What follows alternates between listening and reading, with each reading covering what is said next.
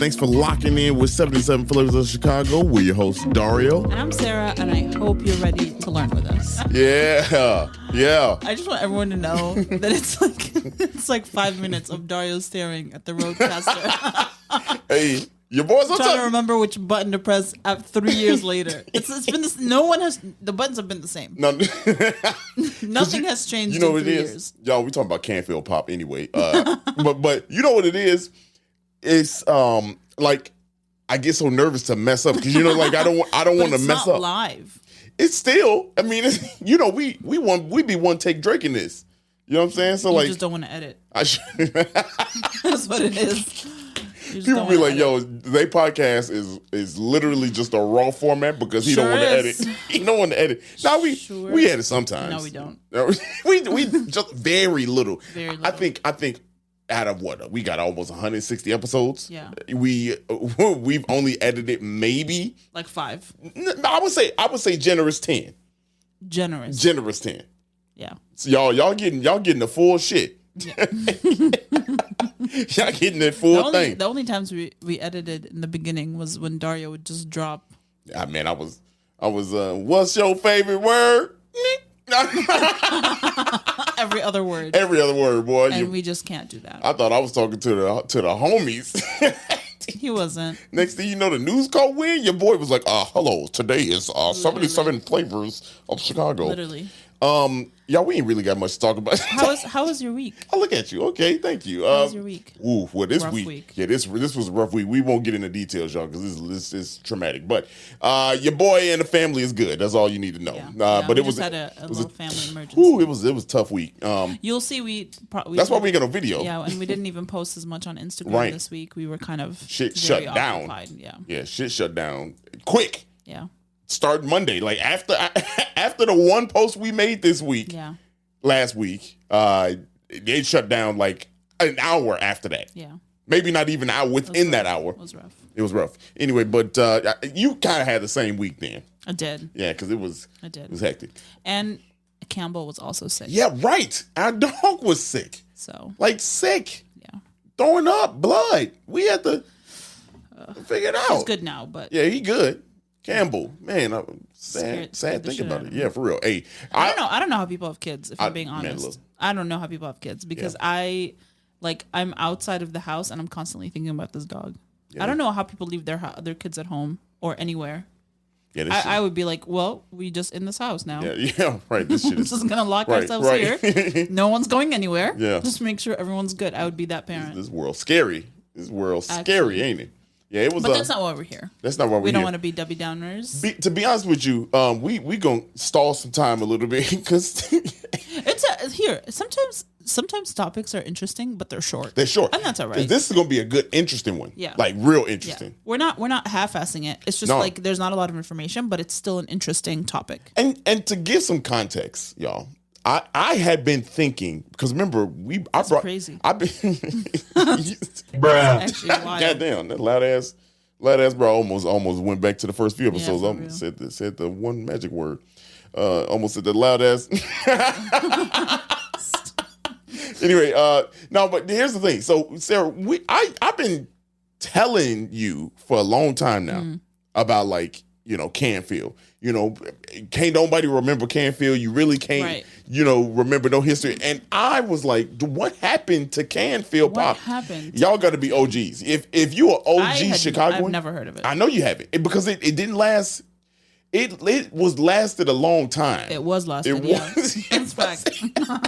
It was lasted. That's accurate. But nothing. I don't know. It just was very polarizing. You can still get it on eBay. I mean, but it's eBay. eBay is a scam. Through and through. It's not a scam. eBay, a goddamn scam. How? Explain yourself. Explain myself? Yeah, how is eBay a scam? I mean, you'll see how many. First of all, I feel like you haven't been on eBay since 2003. So your opinion is dated. I'm surprised anybody been on eBay. What do you mean? eBay, what is eBay good for? eBay, honestly, here's the thing. It's good for collectibles. Yeah, but you gonna end up, they're gonna send you some stupid shit. No. It has to be verified. How did they verify it though? I don't trust eBay. Because I want some old. They vet the shit. I want an old school PlayStation 2. They vet it. How do they vet it though? And if you receive something that is not correct, you get your shit back. Yeah, of course. Fuck.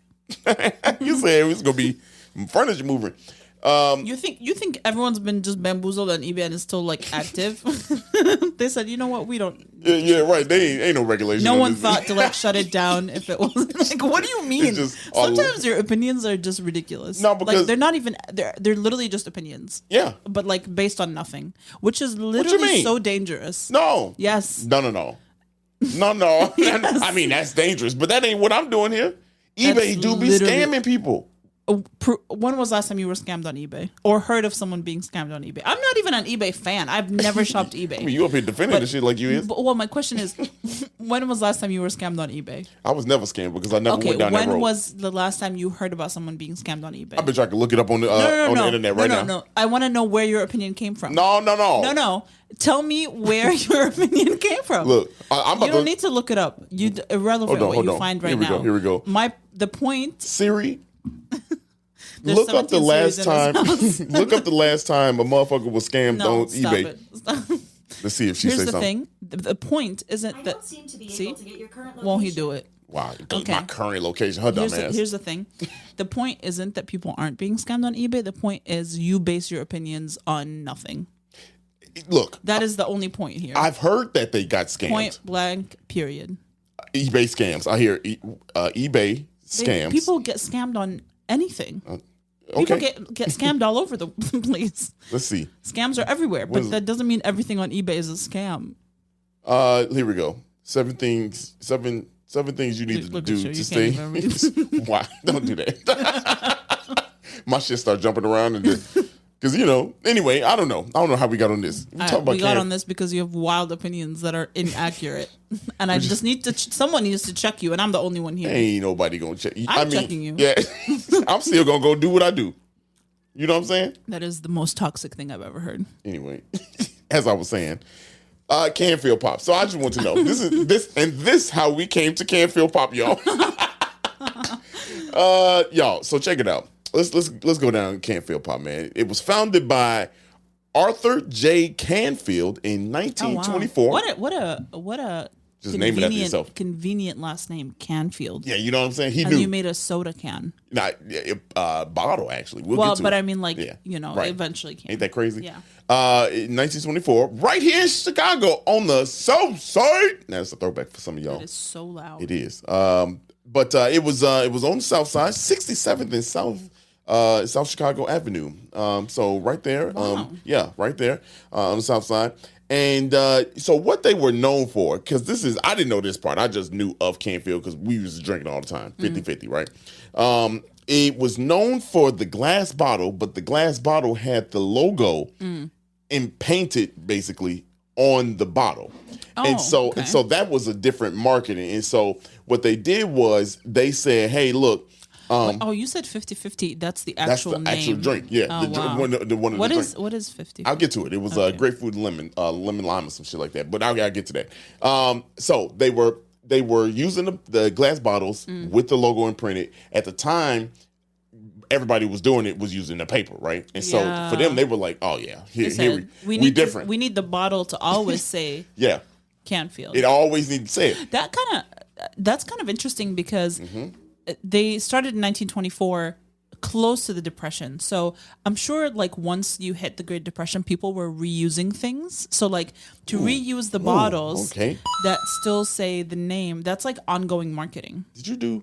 So did you read? No, I really didn't. Okay, I know you didn't because I just did it. Yeah. Okay, so check this out. Is that what it is? Arthur marketed it as a better quality product. Wow. Yeah. So he basically said, hey, we better than everything else happening in Chicago, particularly because of that reason. Yeah. And the bottles, because they had the label imprinted on it, when you recycled it, it had to be brought back to Canfield. Oh, yeah. So you couldn't, so they got all their bottles back. Basically, the return on investment was there. You know what I mean?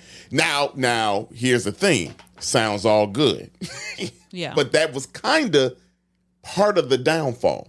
Oh. Because that went all the way until 1967 until they switched to plastic. Amount of years. That's 50 years. Plastic. They switched to plastic bottles. Oh, I was like shocked, but then I remembered all the sodas plastic. Here's why though. Here's why they switched. Because the retailers, we like your products, but we got to go through all these extra steps to just send your shit back to you instead of just putting it in one recycle and then it just go. Yeah. So that kind of was the reason. I don't know if this was a thing here, but when I was growing up, anytime you would buy any kind of soda, so like if you bought a bottle, there was an incentive of money back if you took the bottle back to the store. Yeah. Yep. And then the store also had a monetary incentive if they sent the bottles back to like Coca-Cola or something. Yep. And so when I was growing up, my mom would be like, put it back in the crate. Like, don't throw it out. Yep. And we would just put it back in that crate. And then at the end of the week or month or whatever, she would take it back to the store. So funny thing you said about that crate. They also, at the time they were marketing with the bottles with the imprint, they also shipped out wooden crates, like these high-end wooden crates to keep the bottles safe and everything. So they went over the top. But yeah, let me tell you, my grandma, rest her soul, boy, you better not throw out a can in the regular garbage. Yeah. What you do is you crush that shit. You get like 50 cents a can or something. Grandmama made so much money off of that shit. I was like, she would make us crush cans. And it was actually kind of fun. Yeah. You know what I mean? Like we just sit there, had a whole bunch of cans. Grandma just wait till we come over. Yeah. My mama drop us off. There was no internet when you were growing up. So. Hell no, it wasn't. No, it wasn't. Matter of fact, I remember taking an internet class in high school. In high school? High school, freshman year. Wow. Not freshman year. No, freshman year, yeah. I also took an internet class, but I was like in 5th grade. Yeah. Or 4th grade. Freshman year, they were like, hey, this is Yahoo. This is how you search the internet. This is how you can search for anything. Wow. But yeah, so I mean, it's funny that you bring that up, but yeah, that was kind of like a little bit of their downfall. Now let's talk about let's take down the memory lane here, because y'all probably like Canfield. I don't really remember. Y'all got to remember 50/50. Yeah. That was the grapefruit, like lime type drink. The bottle, it was like red and yellow on there. It was basically Squirt before, you know. That's what she said. Why was that the first drink I said? Squirt. I don't know why. Oh man, they just be giving microphones to anybody. Anybody could get it. The Canfield's dry ginger ale was another big one that was we had. That's what she said. And then Grandpa's Graph. I don't remember that. It's Swiss cream. I don't remember that. Grandpa's Graph. I don't know what the fuck that was. I'm what not drinking that. What does that even mean? Hey, like go ahead. GRAPH? No, GRAF. How phonetically? Wait, who drinking Grandpa's Graph? What does that even mean? Man, I don't even know what that tastes like. What it tastes like? Old sweaty ass balls. Stop! Why would you say that? I don't know. That's what I feel like Grandpa's Graph would be. Look at you. Here's my one question. Yeah. You know how it's called Canfield soda? Yeah, it's pop. So I know what it's called, but it's pop. Well, that was my question. So if this is a Chicago company and they called themselves soda, who are you to say it's pop? It's pop, goddammit. I don't care what nobody say. You know, they time was different. They the OGs. They also didn't like black people didn't use the same things. So Grandpa's Graph was root beer. Oh, hey. But it wasn't them. It was from 1873, a guy named John Graff. The company was actually, and it's from Milwaukee. Interesting. Ooh, rabbit hole. Right here, live on the podcast, y'all. Yeah, and he got his degree from Marquette. Hey, go Marquette, baby. Yeah, let's go. It's not my alma mater. Well, so Graff P&V Atlas sold Graff products to Canada Dry, and then Canada Dry, or Canfield Dry. Canada Dry, which in turn sold Graff to A.J. Canfield in 1984. Ooh, my year. Hey. Yeah. And then Canfield, I'm going to tell you, I'm going to let you say how it ended. Yeah. Because I have the last who purchased it. But yeah. All right. That's where we're going to go. So what happened? Well, if y'all remember, and this is what my memory is. So back when the Taste of Chicago was like really, really popping. Yeah. I guess the last year. So wow, now that I'm putting this shit together in my head. The last year I do remember, because they had a big ass advertisement. Taste of Chicago and Channel 9 used to go hand in hand. I don't remember if y'all remember, we used to get like these things in the mail where it used to have a map of the Taste of Chicago used to be in like the newspaper. Yeah. And you would get that, and like that's how you knew where to go around the map. And then it also had games on there, and it was always sponsored by like Canfield Pop.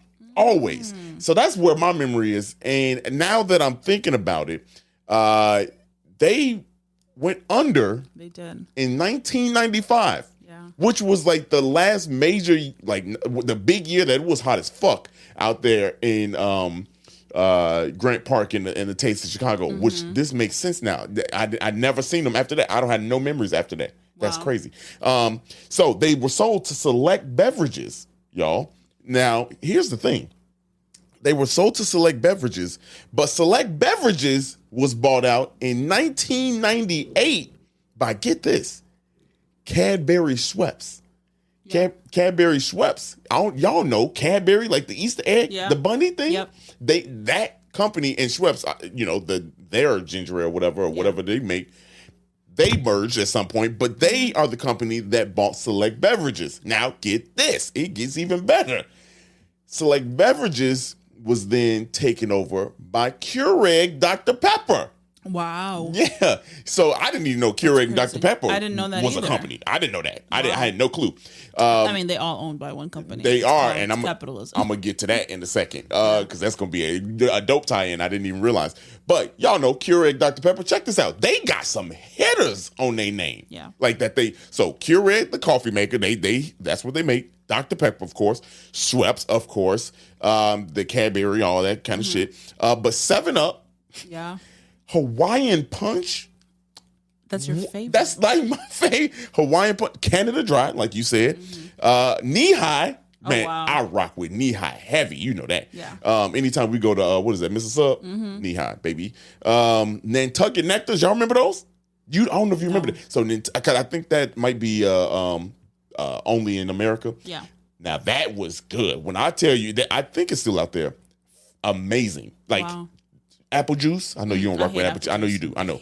But let me tell you, this apple juice right here, you come in the bottle, boy. I could never. There is one apple. Smack like 5. They say there's an apple juice that's carbonated in Germany that is like addicting, and that I'm willing to try. Well, Germany, y'all been rocking with us. We about to pull up. I do have a fact that's gonna kind of blow your mind. I got a fact too. Let me finish up with this. RC. That's a Chicago. That's a hood favorite. Yeah. Squirt, there it is. Sunkist and Snapple. I know you gotta remember Snapple. Snapple. Who don't remember Snapple? The it's little still lid with the little thing, the fat dumb shit on it. Yeah. No, they were fun facts. It's all right. But look at that. That's a list. That's crazy. What you got? So, do you know? I think we're gonna say the same thing. Who the first person that ever commercialized carbonated drinks? Who? So it was in 17. So the actual process of making carbonated beverages was done in England in 1767. But the first person that commercialized the carbonated drinks was in 1786 in Switzerland by Jacob Schweppes. Oh, okay. Isn't that crazy? That's nuts. Isn't that like a full circle? Full ass circle. But speaking of full circles, let me bring this ship all the way around. So check it out. All those companies I named. Guess who the parent company is? What? Mondelez International. Wow. And Mondelez International also owns Nabisco. Which it was the home. It's still the home. That building is still there of the largest bakery in the world. That's crazy. That's wild.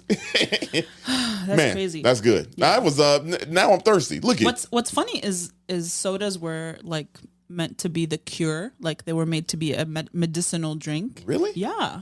That's why they were like Pop Coca-Cola and like stuff in the 1800s was a medicinal drink. What, for what? I mean, so was heroin. So like, Yeah. But like, what did they think that was going to cure? It was like, well, a lot of things, but mostly like cough. And they say, I mean, my mom still says drink some 7-Up if your stomach well, hurts. yeah, everybody say drink 7-Up because that make your shit bubble. I know. Look, so my mom used to say 7-Up. my mom used to say drink flat 7-Up, which is basically just like water and sugar. Yeah. I don't know what there's no science. All I know, and she's a doctor, so all that's I know, wild. I used to drink whenever we had to do. We used to drink 7-Up, the bubbly.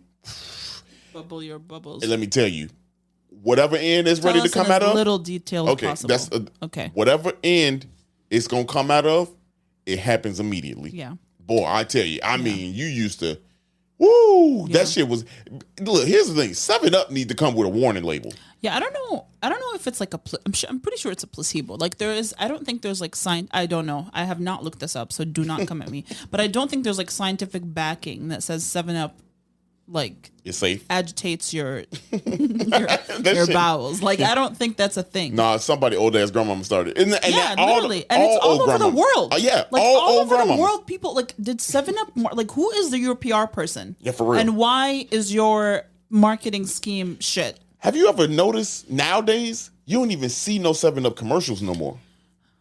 That shit need to be regulated. Like 7-Up be like, too powerful. The only commercials you see is Coca-Cola because they trying to Coca-Cola. Yeah. But also the new Sierra Mist. What is it called? Starry. Because they're trying to sell Sierra. Yeah, they ever since they changed the name. Do you know how they lost the name? How? So a girl named Sierra Mist sued them. What? She was like, "It's my name. You can't use it." Wow. And she won, so they had to change the name. Wow. How much she win? I don't know the value, but that's why they had. I mean, it cost them like billions, I'm sure, to change everything. That's insane. Like, can you imagine how much money it takes to change that? Wow. Yeah. Yeah, for real. Because like you got to stop production. You got to redo it. Come up with a new label. Literally, like I'm sure all your machines are all over the world to make certain prints and stuff. All and over the world. Yeah, it's crazy. Yeah, that's nuts. So that's why it's Starry. That's why it's and that's why they got the commercial now, like with the old Sierra Mist bottle. They should have her in the commercial. No, they're not. They're beefing. I know, but like, get over it. Both of them, they're salty. I know they salty, but like, bring her in there. Yeah, that's crazy. I did not know. Look at that. A history podcast with food information. Do you know what the in 2019 what the country with the highest consumption of carbonated soft drinks is? America. False. Mexico. Really? 630 servings per capita per year. 630 servings. So 8 ounces. 630 times 8 ounces per servings per capita per year. So it's like drinking 630 cans of Coke. That's a lot per person? Per person per year. Per capita, yeah, per person. Yeah, I'm trying to think. How much do you think you drink a year? A can, a pop? Like 630? No, like 5. We'll be big as a house if we 5, 10. I don't like. Yeah, I don't need you pop no more. Yeah, anyway. I don't like it. Man. I never liked it. It was never. Yeah, no. Yeah. All right.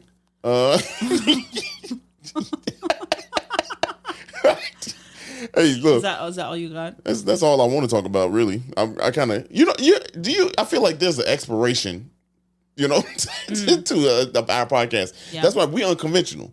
Oh, I know. Best part of the week. Shout out to Kyle. Oh my God. Yeah. Shout out to Kyle, our listener, man. Kyle, this is for you. You get one of them, man. Okay, go crazy. He has his own. He is from LA. No, he's from Chicago. Yeah. Currently lives in LA. Kind of like goes back Split and forth time, between LA and Chicago, and loves Chicago. And so he has a podcast where he talks about Chicago. And he had us on, and we had a great time. We've talked for like 5 more hours. Yeah, easy. Sorry that this came at the very end of the podcast, but it was a pretty, well, we'll post about it on our Instagram. So very, very stressful week. Yeah. Right, now I'm done talking. Okay, well, you guys, if you like this episode, even though it was short and sweet, like a little bottle of soda. Under 25 minutes. Yeah.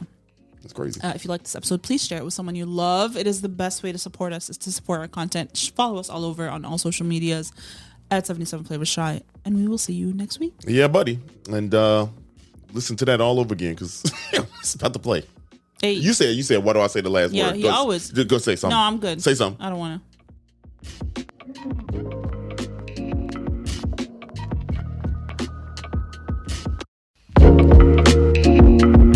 Thank you so much for listening to today's episode, and we hope you loved it.